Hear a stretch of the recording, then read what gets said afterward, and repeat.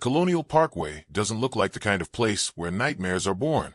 This 23-mile ribbon of asphalt curves through some of the most historically significant land in America, connecting Jamestown, Williamsburg, and Yorktown along Virginia's serene Tidewater region. Designed by the National Park Service in the 1930s, the parkway was meant to be a living museum, a scenic drive where Spanish moss drapes from ancient oaks and the York River glitters through breaks in the forest canopy. Tourists travel here to breathe in American history, to imagine the footsteps of colonists and revolutionaries. By day, it's postcard perfect. Families picnic at overlooks. Cyclists pedal past historic markers. Joggers follow trails that wind through maritime forests where sunlight filters green and gold through the leaves. But when darkness falls, the Colonial Parkway transforms into something else entirely. The overlooks that offer breathtaking river views in daylight become isolated pockets of absolute darkness after sunset. The historic charm gives way to an unsettling remoteness. No streetlights pierce the blackness. No homes to the preserved wilderness. Cell phone coverage, even decades later, remains spotty at best. The parkway becomes a tunnel through time, but not the kind the designers intended. It becomes a place where young couples seeking privacy find themselves utterly, terrifyingly alone. And in the 1980s, someone knew this. Someone understood the parkway's dual nature. Someone watched. Someone waited. Someone hunted. October 12, 1986. A crisp autumn Sunday morning. A park ranger making his routine patrol along the parkway noticed something unusual at one of the scenic overlooks near the York River. A white 1980 Honda Civic sat awkwardly angled in the parking area, its windows fogged despite the cool morning air. The ranger approached, probably expecting to find teenagers sleeping off a late night, maybe dealing with an embarrassing conversation about responsibility and park regulations. What he found instead would haunt him for the rest of his life. Inside the vehicle, two bodies. Kathleen Thomas, 27 years old, a graduate of the United States Naval Academy, one of the first women ever to achieve that distinction. She'd broken barriers, excelled in a male-dominated institution, and was serving as a stockbroker in Norfolk, building a promising future. Beside her was Rebecca Dowski, 21, a bright college student with her whole life stretching before her like an open road. They'd been shot execution style in the back of the head. But that wasn't the worst of it. Their throats had been slashed with such violence that investigators initially thought they'd been decapitated. Their bodies had been arranged, positioned with deliberate care that suggested the killer had taken his time, worked methodically, perhaps even returned to the scene. Rope marks indicated they'd been bound. Evidence suggested they'd been alive for some period after the attack began, conscious and aware of their fate. The killer had done something else too, something that would become a signature of sorts, though investigators wouldn't recognize it until later. The Honda's engine was still running when the ranger discovered it, nearly out of gas after idling through the entire night. The radio was on, playing softly. It was as if the killer wanted to create a scene, a tableau, something that looked almost peaceful from the outside while concealing absolute horror within. If cases like this fascinate you, subscribe to the Crime O'Clock, where every mystery has a ticking timeline waiting to be uncovered. The investigation began with the usual assumptions. A crime of passion, perhaps. A jealous ex-lover. A random robbery gone catastrophically wrong. But as detectives from multiple jurisdictions descended on the scene, the National Park Service, the FBI, local sheriff's departments all jockeying for control, something became immediately clear. This wasn't random. The level of violence, the methodical positioning of the bodies, the strange theatrical elements like the running engine. This was someone who had planned, someone who had fantasized, someone who had finally acted on dark impulses that had been building for God knows how long. The community reacted with the predictable mixture of shock and fear. The Tidewater region of Virginia in 1986 was relatively quiet, a place where military families and college students coexisted peacefully, where the biggest concerns were traffic during tourist season and whether the Williamsburg colonial reenactors were historically accurate. Suddenly, parents were warning their teenagers. Young couples were avoiding the parkway after dark. The scenic overlooks that had been popular spots for romantic evenings now sat empty, their parking areas dark and abandoned. But here's what nobody knew yet, what would only become clear with the terrible clarity of hindsight. This wasn't the beginning of something. This was the continuation of a pattern that had already started, and it was far from over. September 1987. Nearly a year had passed since the murders of Kathleen Thomas and Rebecca Dowski. The investigation had stalled, leads drying up like puddles in August heat. The community's fear had settled into uneasy acceptance, the way communities always do when immediate danger seems to have passed. Life returned to normal. Young couples returned to the Parkway's romantic overlooks, reclaiming the scenic spots that had been temporarily surrendered to fear. David Knobling, 20 years old, and Robin Edwards, 14, decided to spend an evening together. David was a cool-headed young man who'd grown up around boats and water, comfortable with the rivers and inlets that defined the region. Robin was younger, perhaps too young for the situation she found herself in, but she trusted David. They took his pickup truck to the Ragged Island Wildlife Refuge, a remote area connected to the Colonial Parkway ecosystem, isolated, peaceful, a place where the York River meets the Chesapeake Bay and the water reflects the stars like scattered diamonds. They were never seen alive again. 3 days later, David's pickup truck was found at the refuge boat ramp, abandoned but not damaged. The vehicle told its own strange story. David's belongings were still inside, his wallet, keys, shoes. No signs of struggle. No blood. No obvious evidence of violence. It was as if he and Robin had simply evaporated, stepped out of the truck, and walked into another dimension. The search began immediately. Volunteers combed the shoreline. Helicopters swept overhead. Search dogs tracked scents that went nowhere, ending abruptly at the water's edge. For 2 agonizing weeks, nothing. Then, on the James River's opposite shore, miles away from where the truck was found, Robin Edwards' body surfaced. She'd been in the water so long that determining cause of death became nearly impossible. The river had taken its forensic toll, washing away evidence, degrading tissue, turning what should have been a clear crime scene into a murky puzzle. David Knobling's body was found shortly after, in a similar condition, nearby but not together. Both had been shot, investigators eventually determined, though the specifics remained frustratingly unclear. The water had been both tomb and accomplice, protecting the killer's secrets even as it reluctantly gave up its victims. 2 separate incidents now. For victims, young couples, isolated locations connected to the Colonial Parkway region, similar patterns of violence, and investigators faced a terrible question. Were they dealing with a serial killer, or was this coincidence? 2 separate tragedies that happened to share superficial similarities? The debate raged within law enforcement circles, but those who'd worked both scenes knew the truth in their gut. This was connected. This was deliberate. This was someone who understood the region's geography, who knew where young couples went for privacy, who could move through these areas without drawing attention. Someone local, someone familiar, someone who might be watching even now, selecting the next victims, planning the next perfect crime along Virginia's scenic colonial corridor. The thing about serial killers is that they rarely announce themselves with a manifesto or a calling card spelled out in blood.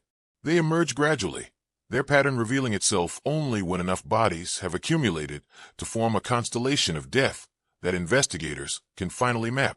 By the time law enforcement recognizes the pattern, precious time has been lost, evidence has degraded, witnesses have forgotten crucial details, and the killer has refined his technique. By early 1988, some investigators were connecting the dots. Others remained skeptical, clinging to the possibility that these were isolated incidents, unrelated tragedies that happened to occur in the same geographic region. The debate wasn't just academic, it had real consequences. A serial killer investigation requires coordination, resource sharing, a unified task force approach. Treating them as separate crimes meant separate investigations, duplicate efforts, and crucial information trapped in jurisdictional silos. The skeptics were about to lose their argument in the most horrific way possible. April 9, 1988. A vehicle sat abandoned on the Colonial Parkway itself, positioned at the intersection with the access road to historic Jamestown. Not hidden at an overlook this time, but right there on the main route, visible to anyone driving past. A white 1982 Toyota Celica, belonging to Richard Keith Call, 20 years old, a student at Christopher Newport University studying computer science. Keith, as friends knew him, was dating Cassandra Lee Haley, an 18-year-old Virginia Beach resident with a bright smile and plans for college. They'd gone on a date the previous evening, a simple outing that should have been unmemorable in the best possible way. Dinner, conversation, maybe a drive along the parkway to watch the sunset. The kind of evening thousands of young couples had enjoyed along this same route without incident. But Keith and Cassandra never made it home. The abandoned Toyota told its own disturbing story. Keith's wallet was inside, along with Cassandra's purse, everything neatly arranged, undisturbed. No signs of struggle within the vehicle. The doors were unlocked. The keys were missing. Most chilling of all, Cassandra's shoes remained in the car, carefully placed as if she'd removed them herself. The positioning was too deliberate to be accidental, too staged to be natural. It was as if someone had arranged the scene, creating another tableau, another puzzle for investigators to obsess over. But unlike the previous cases, there were no bodies. Keith Call and Cassandra Haley had simply vanished, absorbed into the Virginia wilderness as completely as if they'd never existed. Search parties deployed immediately, combing the forests that bordered the parkway, checking every ravine and creek bed, every abandoned building and hidden clearing. Bloodhounds tracked scents that faded and disappeared. Helicopters equipped with thermal imaging swept overhead, finding nothing but deer and raccoons in the maritime forest below. Days became weeks. Weeks became months. No bodies surfaced in the rivers this time. No hunters stumbled across remains in the woods. Keith and Cassandra had entered a void, leaving behind only questions and that carefully staged vehicle. A calling card from someone who wanted investigators to know this was his work, his design, his control. The FBI became officially involved now, though they'd been consulting on the previous cases. 3 incidents, 6 victims, 4 dead, 2 missing and presumed dead. The pattern was undeniable. Young couples, the Colonial Parkway corridor, nighttime attacks. A killer who was comfortable in these environments, who could overpower or outsmart his victims, despite some of them being military-trained, physically fit young adults. Someone who understood forensics well enough to leave minimal evidence. Someone organized, methodical, patient. The profile began to take shape. Male, almost certainly. Probably local, with deep familiarity with the parkway's geography and the habits of young couples who used it. Age range likely between 25 and 40. Old enough to have mobility and confidence. Young enough to physically control victims. Possibly with military or law enforcement background, given the execution-style shootings and crime scene discipline. The FBI's behavioral science unit suggested he might present as trustworthy, perhaps using a ruse or authority figure impersonation to approach victims without triggering immediate alarm. He could be anyone. The helpful stranger who stopped to offer assistance with a flat tire. The park ranger checking on couples at overlooks. The fisherman who seemed to be minding his own business at the boat ramp. The jogger who regularly used the parkway trails and had become part of the landscape, invisible through familiarity. The community's fear evolved into something more complex than simple terror. It became paranoia. Neighbors eyed each other with suspicion. Young women refused to go anywhere without friends. Parents installed extra locks and implemented curfews. The Colonial Parkway saw its visitor numbers plummet, families avoiding the historic sites, tourists choosing alternative routes, locals treating the scenic road like a contaminated zone. And then, just when it seemed the pattern was established and law enforcement was finally coordinating their response, the murders stopped. Months passed. A year. 2 years. No new victims appeared along the parkway. No more abandoned vehicles at overlooks. No more bodies in the rivers. The investigation continued, but momentum is difficult to maintain when new leads stop emerging. Task force members were reassigned to fresh cases. Press coverage dwindled. The community's collective trauma began its slow scab-over process, the way communities heal when the acute danger seems to have passed. But those closest to the investigation knew better. Serial killers don't just stop. They don't wake up one morning and decide they're done, that they've had enough blood to satisfy whatever twisted need drives them. They're arrested for other crimes. They move to new hunting grounds. They die or become incapacitated. Or they're still out there, waiting, watching, perhaps reliving their previous crimes through souvenirs or photographs, biding their time until the urge becomes overwhelming again. The families of the victims refused to let the cases fade into cold storage. Kathleen Thomas's family, particularly her sister, became fierce advocates, pushing investigators to maintain focus, demanding answers, refusing to accept that their brilliant, barrier-breaking daughter could simply become a statistic in an unsolved case file. The Dowski family struggled with similar anguish. The Nobling and Edwards families faced the additional horror of knowing their loved ones had been discarded in the river like trash, their final moments underwater and alone. And the Call and Haley families endured perhaps the cruelest fate of all. No bodies, no closure, just an eternal question mark. Were Keith and Cassandra buried somewhere in the forest, their remains slowly returning to the earth? Were they in the river, way down and hidden in deep water? Or had something else happened, some scenario no one had yet imagined? The Colonial Parkway murders became a dark legend, whispered about in late-night conversations, dissected in early true crime forums as the internet age dawned, studied by criminal justice students and amateur sleuths who believed they might spot the detail everyone else had missed. The case files grew thick with tips, theories, and dead ends. Psychics offered their visions. Conspiracy theorists spun elaborate scenarios involving government cover-ups and military experiments. None of it led anywhere concrete. But somewhere in that mountain of information, buried under years of false leads and red herrings, the truth was waiting. A name, perhaps already written down in witness statements. A connection not yet made. A piece of evidence whose significance hadn't been recognized. The killer had made mistakes. They always do. The question was whether anyone would spot them before time, decay, and fading memories rendered the truth permanently irretrievable. Understanding a serial killer means understanding their signature. Not just what they do, but why they do it that way. The method of killing itself might be practical, efficient, chosen for its effectiveness. But the signature is personal, psychological, unnecessary for the crime but essential for the killer's satisfaction. It's the detail that reveals the fantasy, the need being fulfilled, the dark interior landscape of a predator's mind. The Colonial Parkway killer had a signature, and as investigators pored over the crime scenes, patterns emerged that told a disturbing story about who this person was and what he wanted. First, the victimology. Young couples, always. Not solo joggers or hitchhikers or prostitutes. The typical prey of many serial killers who target vulnerable individuals unlikely to be quickly missed. These were couples on dates, people with families expecting them home, victims whose disappearance would trigger immediate alarm. This wasn't about finding easy targets. This was about something else entirely. The choice of couples suggested several psychological elements. Power and control, certainly. The ability to dominate not just one person but two. To separate them from their combined strength and turn their bond into a liability. There was an element of voyeurism too. The violation of intimacy. The invasion of private moments between two people who believed they were alone.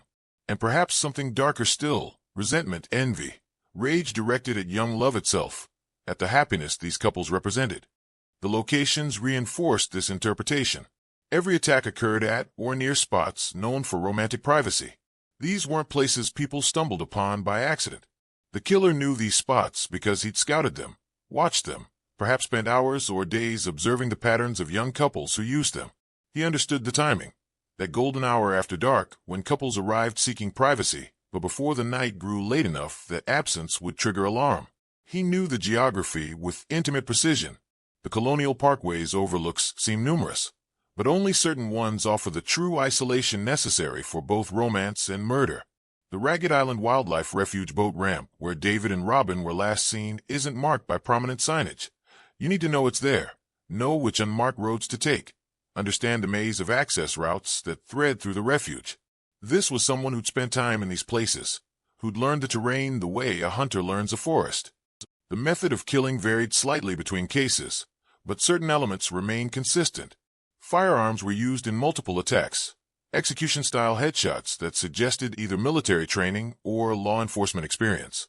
This wasn't spray-and-pray shooting. These were controlled, deliberate shots placed to kill efficiently. The medical examiner noted the precision involved, the lack of defensive wounds on most victims, suggesting they'd been controlled and subdued before the fatal moment. But the gun wasn't the signature. The signature was what happened after. The staging. The theatrical arrangement of crime scenes. Kathleen Thomas and Rebecca Dowski's bodies positioned in the Honda with the engine running, the radio playing, creating that horrible illusion of normalcy until someone looked closer. The deliberate placement of personal items in Keith Call's abandoned Toyota, wallet, purse, shoes arranged just so. These weren't details born from panic or haste. They required time, composure, a specific vision of how the scene should look.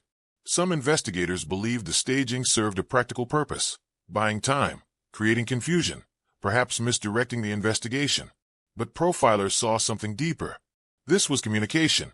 The killer was speaking to someone through these arrangements, sending a message, perhaps to law enforcement, demonstrating his superiority and control, perhaps to the victims themselves, arranging them in death as objects in his private museum, or perhaps to future victims, creating crime scenes that would become legend, that would fill potential prey with the exact fear and dread that fueled his fantasies.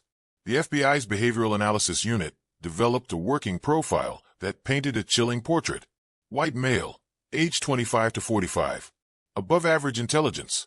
The crime scene discipline and lack of obvious evidence suggested someone who understood forensic investigation, likely employed in a position that gave him flexible hours and legitimate reasons to be in the Parkway area at odd times, possibly in law enforcement, military, or park services, some role that made his presence unremarkable, that allowed him to approach vehicles or people without triggering alarm. Socially functional on the surface, not the Hollywood stereotype of the drooling, obviously disturbed loner. This was someone who could maintain relationships, hold down employment, interact normally with neighbors and co-workers. The kind of person who might be described as quiet, polite, helpful.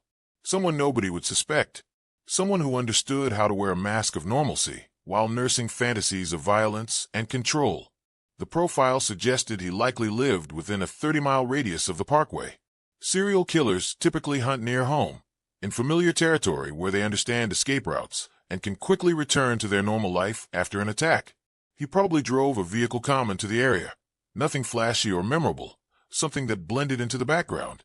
A sedan, perhaps, or a pickup truck of the kind every third person in Tidewater, Virginia seemed to own.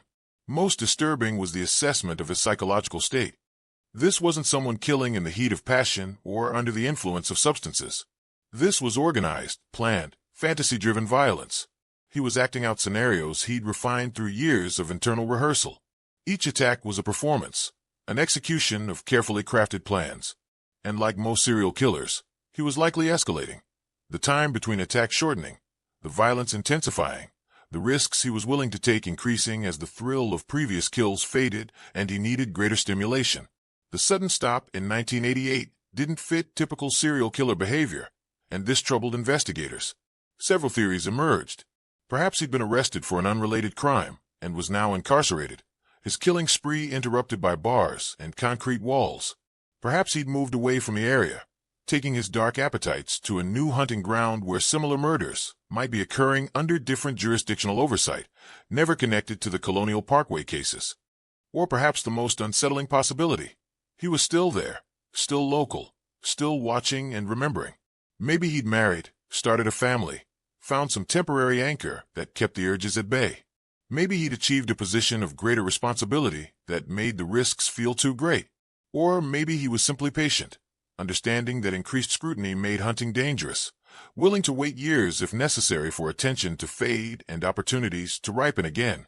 The physical evidence, frustratingly, told an incomplete story. Forensic technology in the late 1980s was advancing rapidly, but remained primitive by modern standards. DNA analysis was in its infancy, usable, but not yet the definitive tool it would become. Fingerprint databases were less comprehensive. Ballistics matching required finding a specific weapon.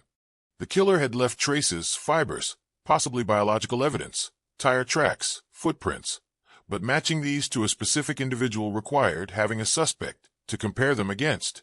And therein lay the central problem. The suspect list was enormous. Every male resident of the Tidewater region, between 25 and 45, became a potential person of interest. Military personnel stationed at nearby bases numbered in the thousands. Park employees, law enforcement officers, fishermen, hunters, tourists, all had legitimate reasons to be in the area. Without a break, without someone coming forward with information or making a mistake that revealed themselves, the investigation could chase leads forever without narrowing the field. Tips flooded in by the hundreds. A suspicious man seen near the Parkway. A co-worker who'd made unsettling comments. An ex-boyfriend with a violent history. Each required follow-up, interviews, alibis checked and verified. Most led nowhere. Some led to dead ends that consumed weeks of investigative time. A few led to dangerous men who'd committed other crimes, but weren't responsible for the Colonial Parkway murders. The families watched this process with growing desperation. They attended press conferences where law enforcement assured them the cases remained active priorities. They organized vigils and fundraisers to keep public attention focused. They hired private investigators who promised fresh perspectives, but rarely delivered actionable results.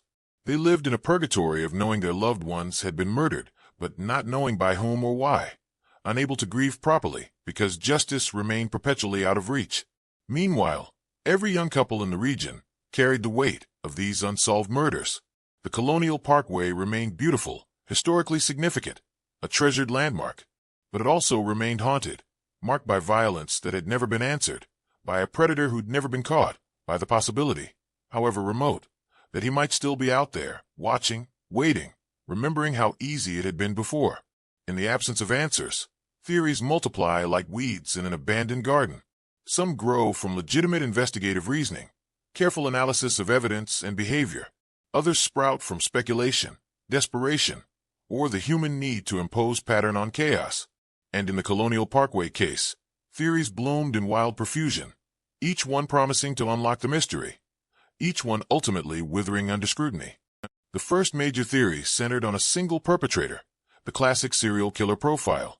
One individual with local knowledge, specific psychological needs being fulfilled through the ritualized murder of couples.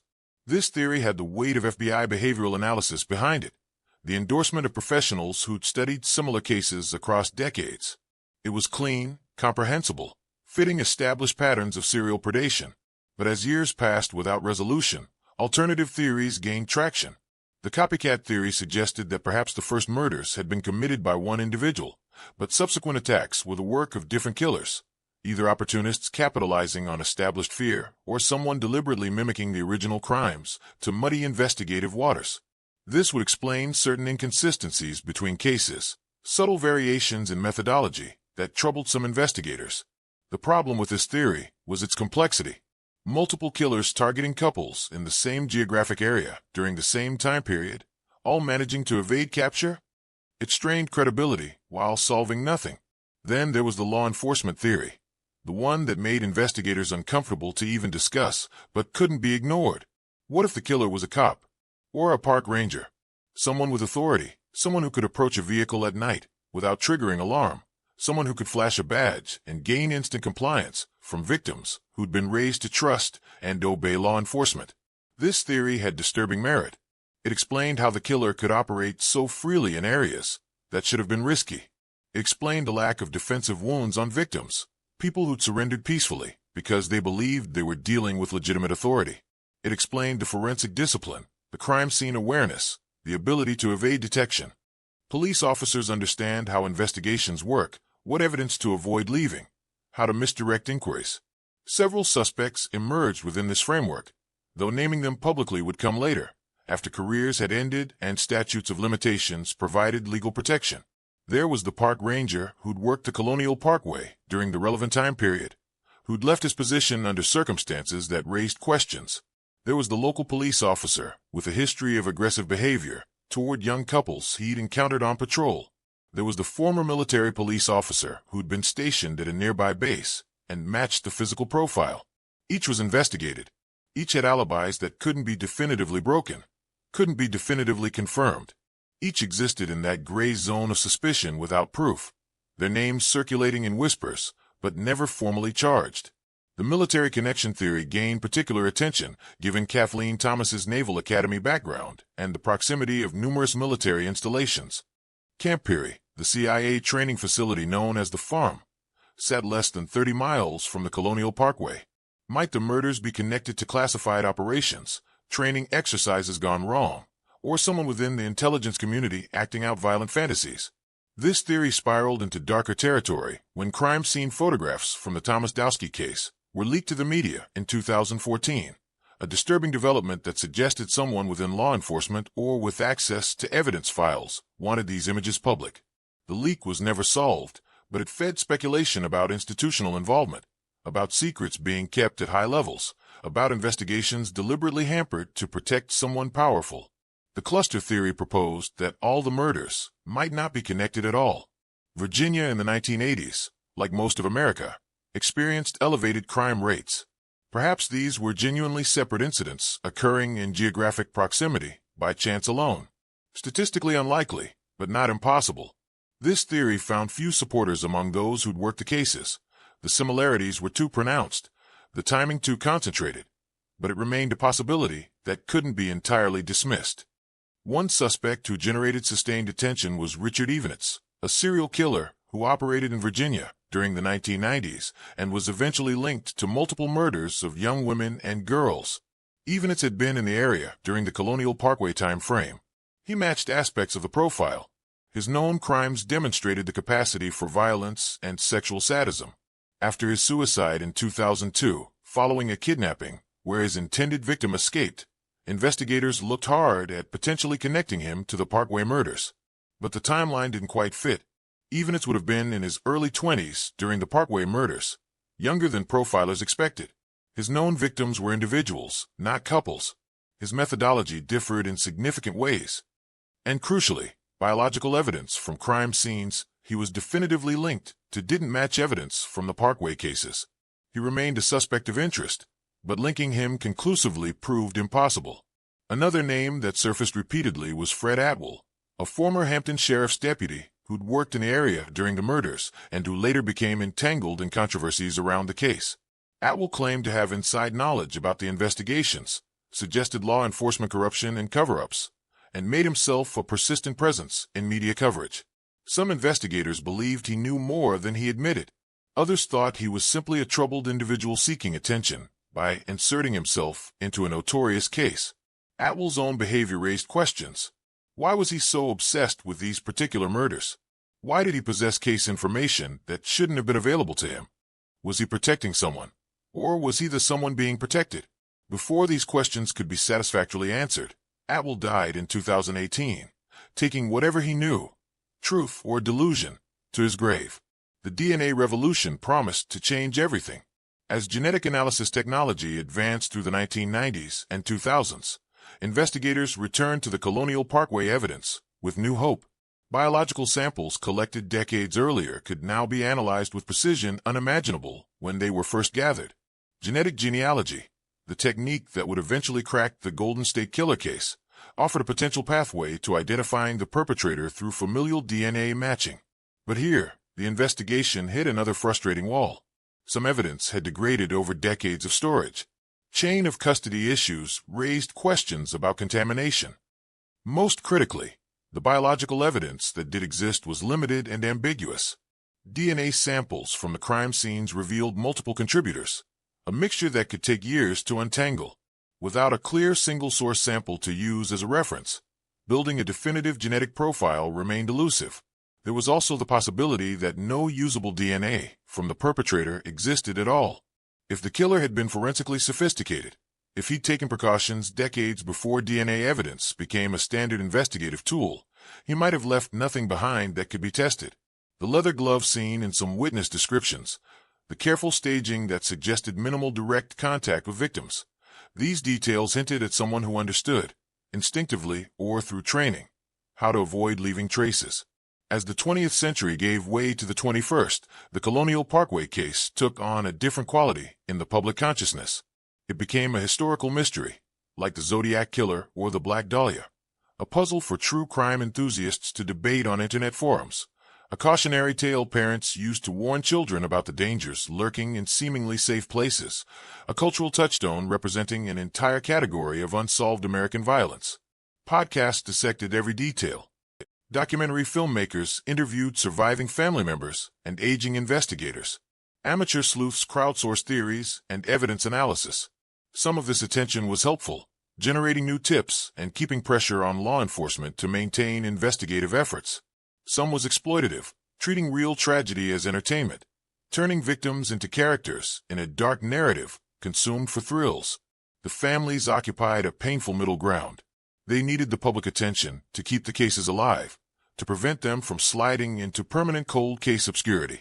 But they also endured the constant reopening of wounds, the conspiracy theories that implicated their loved ones in their own deaths, the ghouls who showed up at memorial sites seeking macabre selfie opportunities. And through it all, one question remained unanswered and perhaps unanswerable. Why did the murders stop? If this was indeed a serial killer, what interrupted his pattern? Death seemed unlikely. Surely someone's death would have been noticed, investigated, potentially connected to the cases. Incarceration for unrelated crimes remained possible, but decades of checking prison records against the timeline had yielded nothing definitive. The most unsettling possibility refused to fade, that the killer simply decided to stop, that he'd satisfied whatever need these murders fulfilled, that he was still out there, an aging man now, perhaps a grandfather telling bedtime stories to children who had no idea of the darkness in his past, living a normal life, remembering sometimes, perhaps, in private moments, the feeling of absolute power he'd experienced on those dark nights along the Colonial Parkway, watching the coverage of his crimes, reading the theories, smiling at how close investigators had come without quite reaching him, confident in his secrets, secure in his invisibility, untouchable not through genius, but through simple luck and the limitations of justice. Time is supposed to heal all wounds, but for the families of the Colonial Parkway victims, time only deepens the ache. Each birthday uncelebrated, each holiday with an empty chair, each milestone their loved ones never reached, graduations, weddings, grandchildren who will never exist, compounds the original loss. And hanging over everything is the suffocating weight of not knowing. Not knowing who. Not knowing why. Not knowing if justice will ever arrive, or if their loved ones will remain forever reduced to unsolved case files, gathering dust in evidence rooms. By 2010, more than 2 decades had passed since the last confirmed Colonial Parkway murder. The investigators who'd worked the original cases were retiring, taking their institutional knowledge and gut instincts into private life. The evidence itself was aging, degrading despite best preservation efforts, the biological samples slowly breaking down at the molecular level. Witnesses were forgetting crucial details or dying, their memories dying with them. The case was cooling, approaching that fatal temperature where cold cases freeze into permanent unsolved status. But something was stirring. The rise of genetic genealogy was revolutionizing cold case investigation across America. The Golden State Killer's capture in 2018 through familial DNA matching proved that even decades-old cases could be cracked with new technology and techniques. Investigators returned to the Colonial Parkway evidence with renewed determination, hoping to extract workable genetic profiles that could be run through genealogy databases. The FBI announced in 2018 that they were taking a fresh look at the cases, utilizing new forensic technologies and investigative approaches. This wasn't just bureaucratic window dressing. Real resources were being allocated, experienced investigators assigned, evidence being re-examined with tools that hadn't existed in the 1980s. For the families, it was the first substantial hope they'd felt in years. DNA analysis revealed partial profiles from several crime scenes. Not complete, not ideal, but enough to work with. The painstaking process began of building out family trees from genetic markers, identifying potential relatives of the suspect through public genealogy databases, narrowing the pool from thousands to hundreds to dozens of individuals who might be connected to the perpetrator. But here's where the investigation hit a frustration that's become all too common in the genetic genealogy era. Privacy laws, database restrictions, and legal challenges complicated the process. Not all genealogy companies allow law enforcement access. Not all genetic samples are sufficient quality for the detailed analysis required. Building a complete family tree from partial DNA can take years of meticulous work, following branches that lead nowhere, ruling out hundreds of individuals one by one. And crucially, the Colonial Parkway killer, if there was indeed a single killer, left behind less biological evidence than many serial predators. He was careful, disciplined, forensically aware in ways that suggest he understood even in the 1980s how to avoid detection. The DNA samples investigators possess might not even be from the perpetrator. They could be from victims, from first responders, from contamination during evidence collection or storage. Definitively determining which genetic material belongs to whom remains an ongoing challenge. In 2021, the FBI made a renewed public appeal for information, releasing details about the cases that had been held back for investigative reasons. They confirmed that the murders were being investigated as the work of a serial killer. They acknowledged the possibility of law enforcement involvement, the theories that had circulated for decades in whispers. They asked anyone with information, no matter how insignificant it might seem, to come forward. The response was substantial but frustrating. Tips poured in, hundreds of them, each requiring investigation and follow-up. Some pointed to individuals long suspected. Others introduced new names, new possibilities. People came forward with stories about relatives whose behavior had troubled them, about friends who'd made strange comments, about encounters along the parkway that hadn't seemed significant at the time, but took on new meaning in retrospect. Each tip became a thread investigators had to pull, never knowing if this one would unravel the entire mystery or lead to another dead end. The work was methodical, exhausting, often discouraging. But it continued because the alternative, letting these cases fade into permanent obscurity, was unacceptable to everyone involved. The families themselves became investigators in ways they'd never imagined. Joyce Call, mother of Keith Call, spent decades pursuing every lead, pressuring law enforcement, connecting with other families, refusing to let her son's disappearance be forgotten. Her advocacy kept the cases in public consciousness even during years when official investigation seemed stalled. When she passed away in 2018, never having learned what happened to Keith, her death represented not just personal tragedy, but the loss of living memory, the fading of direct connection to victims who were slowly becoming historical figures rather than real people. Kathleen Thomas's sister became similarly relentless, pushing for answers, demanding accountability, questioning whether decisions made in the original investigations had allowed the killer to escape. The Dowski family, the Nobbling and Edwards families, all found themselves trapped in a permanent state of unresolved grief, unable to move forward because the story had no ending, only an eternal ellipsis. Modern technology offered other avenues beyond DNA. Digital enhancement of old crime scene photographs revealed details invisible in original prints. Cell tower records from the era, primitive but existent, could be analyzed with new understanding of how they captured location data. Vehicle registrations, employment records, military service histories, all could be cross-referenced using database tools that didn't exist in the 1980s. Investigators began building massive timelines, accounting for every person known to be in the Parkway area during the relevant time periods. Where was every park employee on the nights of the murders? Every police officer? Every military personnel on leave? The work was monumental, but computing power made it possible in ways that would have been impractical decades earlier. Geographic profiling, the analysis of crime scene locations to determine likely home base of the offender, suggested the killer lived within a specific radius of the parkway, probably in the York County or James City County area. This narrowed the suspect pool, but not dramatically.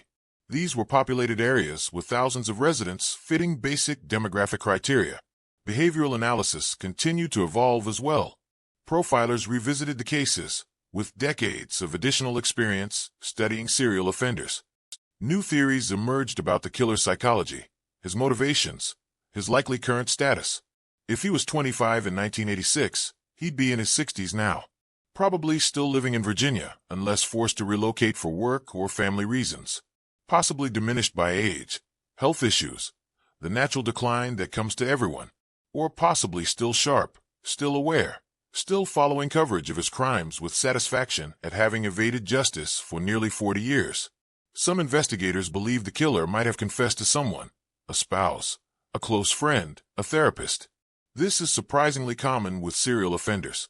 The weight of secrets becomes unbearable. The need to share, to be known for what you really are, grows over time. If such a confession occurred, the person who heard it might not have believed it, might have rationalized it away, might be protecting the confessor even now.